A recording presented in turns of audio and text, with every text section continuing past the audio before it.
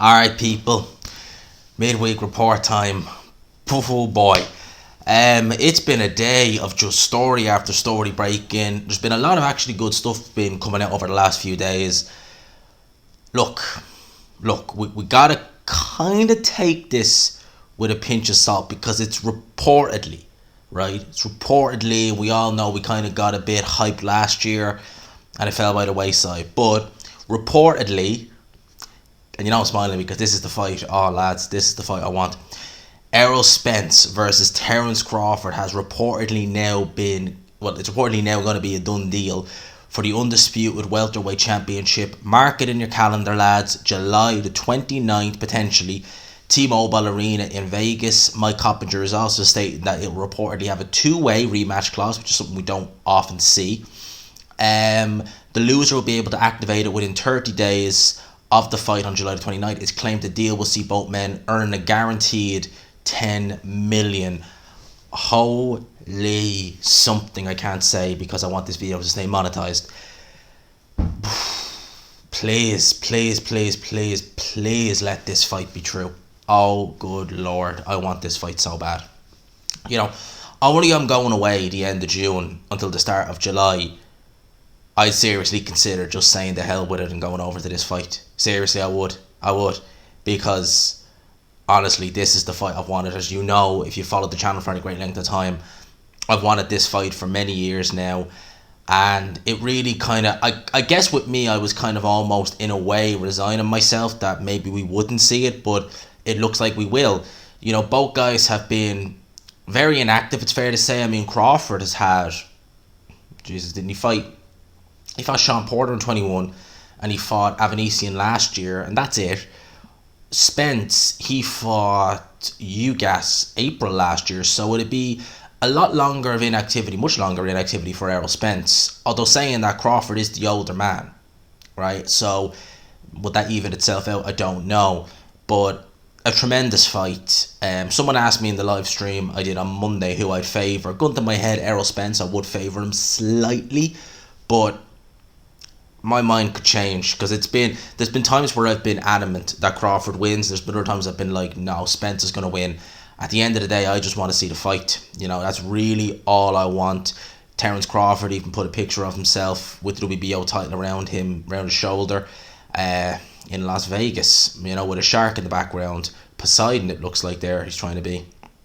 But people, if this is true, and I seen this actually was interesting. So confirmed, we obviously knew this fight was already confirmed, but Stephen Fulton versus Inoue is going to be on that week, on a Tuesday, which is a bit of a kind of, I know they do that, they tend to do that over in Asia, especially kind of Japan, the Oceanic region. They tend to put big fights on during the week. It is a bit of a head scratcher, I don't know why.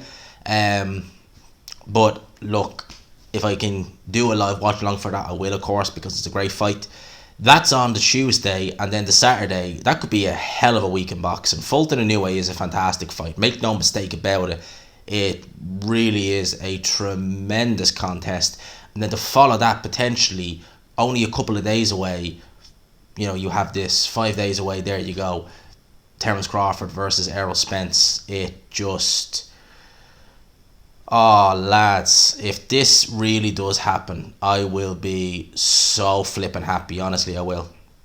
I really will be so happy. As many of you will know, it's the fight I really want. I really want to see this fight, and I hope to God that they can get this over the line and we can see it. In terms of some of the fights that happened today, Joseph Parker, who actually weighed 240, which is light by his standards, you know, especially considering how heavy he's been his last few fights. He got a first round knockout win over Fajia Opulu, I think is how you pronounce that name. He picked up the Commonwealth title apparently with that. Apparently the Commonwealth title was on the line, but even though it was a 10 rounder, stopped him in a round. This was his debut with No Limits Boxing.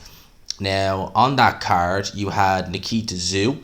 He got a TKO win, first round TKO. David Nyeka in a 5 rounder. They do them.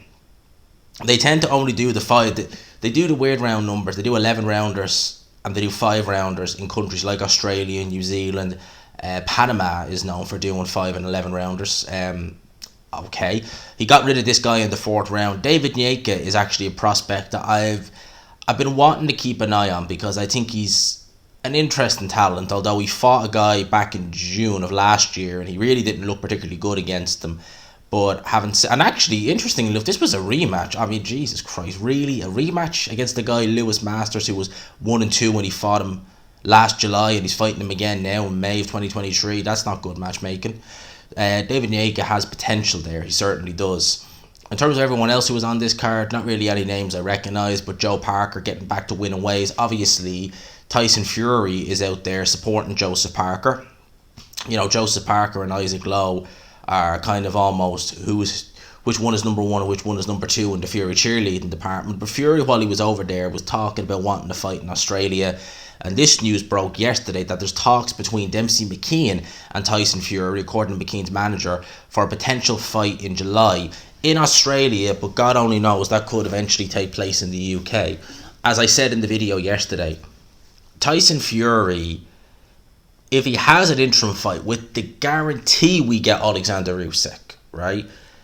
I really don't care. I do care, obviously. I don't want to be ripped off, obviously. I'm not going to pay for it, but you know what I mean. I don't want to try and shine a turd and put it on pay-per-view. But McKeen, in terms of some of the guys he could be, you know, going in there with, I mean, obviously he made a call out last week. Michael Hunter, Martin Bacoli, Frank Sanchez, all answered the call. All fighters who are more highly ranked than Dempsey McKeen, all fighters who I'd rather see him in there with, as opposed to Dempsey McKeen. But if he wants to fight Dempsey McKeen, given the fact that McKeen's a southpaw, would make a bit of sense. But you know, some would argue, and they're right to argue at this point, that Otto Wallin is a more credible southpaw. I mean, Usyk is the best southpaw in the division. There's no even a debate on that. But if you want a southpaw who was kind of going to be a bit quick, and you know, he's not as good a boxer, you probably would say Otto Wallin would be a bit more stylistic. Not obviously not identical, as far from it, but you'd say he's probably the better and maybe a little bit more kind of Alexander Usyk like not the same, than Dempsey McKeen. McKeen is a fairly run-of-the-mill heavyweight. I've not been impressed with him. But as I said, look, if Alexander Usyk has to fight Dubois in the summer, which, again, we're kind of hearing will it, won't it, more so on the Dubois end, you know, him stating he's got an injury and stuff like that, let's have a look and wait and see. But Fury versus McKean, potentially in Australia or potentially in the UK at Wembley. As I said, look, if it leads to us still getting undisputed, then look, let's just run with it and go. Let's just run with it and go. If it leads to us getting undisputed, please let's let it lead to us getting undisputed. We've already potentially have one fight undisputed, which is a great fight in the works. Let's hope we get a second for the end of the year. Regis Prograis has had to change opponents. Well, not his fault. Liam Paro pulled out. Danietto Zorella is now the new opponent for June the 17th in New Orleans. I just want to see how Regis Prograis looks. I want to see him back in the ring. He's one of my favourite fighters to watch. I think he's tremendously talented as Regis Prograis, so let's see how he looks June 17th. Emmanuel Navarrete will now defend his WBO Super Featherweight World title against Oscar Valdez on August 12th in Arizona. Should be a great fight, should be a good scrap. Let's see. Valdez, when he's fought guys who come at him, he's looked pretty well, actually. He showed a bit of a game there with Eddie Reynoso, obviously against Miguel Burchell. But I think that Emmanuel Navarrete is much better than Miguel Burchell, so let's see how that goes. This is just sad right here. James Toney, 54 years old, will face Razor Ruddock in an exhibition in Kingston, Jamaica, live on Triller pay-per-view, so they're back from the dead. Really does anyone want to see that? James Toney can't even string a sentence together. He's the last person, even in an exhibition, who should be getting anything touching his head. I mean, Razor Ruddock, didn't he make a comeback a couple of years ago and lose in a professional boxing? And he's 59. James Toney is 54, and I like James Toney in his prime, but Jesus Christ, I mean, he can barely string a sentence together now. So God knows how that's going to go. Jesus. Vasyl Lomachenko's manager, Igor Klimas, has now sent a letter to all four sanctioned bodies insisting they will appeal the decision, the defeat to Devin Haney, asking that they make him mandatory for all four of Devin Haney's titles so they can try and force a rematch. Interesting. Lomachenko adamant that he won the fight. Lomachenko was still holding on to the fact that he feels he won. Look, I felt that Lomachenko did do enough to nick it. I had the fight 7-5. Even when I watched it back, I still felt Lomachenko done enough to nick it. However, I have absolutely, as I've said before, and I'll say it again, no gripe with the decision. The 116-112 scorecard, yeah, that is a little bit, considering they gave the 10th round Dave Moretti to Devin Haney, which I think is just scandalous. Other than that, I really have no issue with this decision. When have you ever heard of a decision getting overturned? I can't recall it ever happening. Well, maybe there are some very rare exceptions, but you would have to be talking about a fight where it's monumental in one fighter's side, where he's clearly dominated and won a wide decision, or should have won a wide decision, and he's lost it on a split or a close decision. Maybe, but this fight was genuinely close. It was a genuinely close fight. So for me, I don't see why he's going down that road. Obviously, if he can get a rematch, fair enough. I'd rather see him go against Shakur, but I wouldn't turn my nose up to a rematch at the end of the day. I wouldn't. It was a good fight. But again, I feel as though, look, Lomachenko did do enough to nick it, but he's obviously going to feel aggrieved. He lost, but I still don't see this fight as being a robbery. I don't. People, as I said, they love using that word. They love just saying that fight's clearly a robbery, that fight's clearly a robbery. There is such a thing as close fights. It brings me back, right? And I've said this several times. I've used this analogy several times. If you go and you watch Antonio Tarver versus Roy Jones Jr., you're going to go and watch the first fight. Roy Jones won the fight. He got the decision, majority decision, right? And there was a lot of people in the aftermath of that fight who feel as though Antonio Tarver won. And I'm sure if social media, there was probably very little, maybe MySpace back then in 2004. Very little social media, but I'm sure across platforms people would have been saying that was a robbery, Tarver won. Go back and actually watch it. Tarver didn't win that fight. Roy Jones Jr. won it, and he won it by a couple of rounds. But the perception was, going into it, Jim Lampley mentioned that Roy Jones Jr. since 1990, you're talking over the course of a decade, has fought on HBO God knows how many times, and he's won 95% or something like that of the rounds on Harold Lederman's unofficial scorecards. This was a guy who would go in there and he was not losing rounds at all. Alright? So when he goes in there, and he is losing a couple of rounds, he did lose rounds in that fight, and he didn't look his best. When you see that, you think, oh my god, this Tarver guy is giving him the business. When you actually go and watch it, and I've watched that fight several times, I've never found even a case to give that fight to Tarver. But people still to this day say, oh, Tarver was hurt. No, he wasn't. Roy Jones won that fight. And he won that fight, clearly. But people still, because the perception, even now, the perception of Roy Jones, and I can only imagine what it was like at the time, was that, oh, Roy Jones couldn't be touched. When he did finally start getting touched up in a fight, oh, that guy won. He didn't win. And I think maybe it's kind of like that, to an extent, maybe a lot of people, myself included. I thought Lomachenko would rise to the occasion, but I still didn't think it'd be enough to beat Devin Haney. I thought Haney would win a kind of 8-4, 9-3 scorecard, deservedly so. And the fight being as competitive as it was, it would, John Ryder versus, Callum Smith. Now, I felt John Ryder definitely won that fight, but going into it, I don't think people felt it would be as good as it was. But there you go. It's like that with a lot of fights. When your perception is that it's going to go in this fighter's side, this fighter's clearly going to win, and maybe he doesn't, or maybe he loses a close decision or whatever, people are going to be like, oh well, it should have been wider, or this guy should have won. Why should he have won? Because he did better. But there's nip and tuck rounds. A round could go either way. It went to this fighter this round, it went to that fighter that round. It can happen. I personally didn't see a robbery in that fight on Saturday night. Now let's dissect this, because this is an interesting one. So Liam Smith versus Chris Eubank Jr., which was meant to happen, I think, on June 17th originally, got pushed back to July 1st. I even said it at the time, I wouldn't be surprised if it got pushed back again. It's got pushed back now to allow Smith to fully recover from his injury. The fight will still go ahead with Savannah Marshall topping the bill, no longer be pay-per-view, of course not. Right, so when this all started breaking out, I basically said that, look, 2 weeks for an injury is very short amount of time to recover. So maybe it is a legitimate injury. However, Eddie Hearn has taken to Twitter with an hourglass and Conor Benn and Chris Eubank Jr. having a face-off. Wouldn't surprise me if Liam Smith versus Chris Eubank Jr. is cancelled, is binned, is done. Which would be very unfair on Liam Smith at the end of the day, because it's held up his career when he could have got stuff done at the end of the day. With Chris Eubank Jr., they were close, very close to having a fight agreed for June the 3rd in Saudi Arabia. Why didn't it happen? Because the British Boxing Board of Control and UKAD's reach is obviously longer than Hearn and Conor Benn thought it was, which is why they've ended up having to cooperate with them. I expect probably a backdated ban. I think that's what's going to happen. I think it's going to be a backdated ban. They'll probably backdate the ban to maybe August of last year, meaning he's free to fight in September, October. That's probably what I think is going to happen. So I wouldn't be at all be shocked, because if it's a bigger money fight for Chris Eubank Jr. and Team Benn are willing to make concessions and say, right, it's going to be at 160, no catch weight, no rehydration, we'll fight you at 160, all right, we have to give something to get you in the ring, and they know it's still going to be a big money fight, they'll do it in the UK, because they'll probably just backdate the ban to maybe August last year, by which case he can fight in September, October, there you go.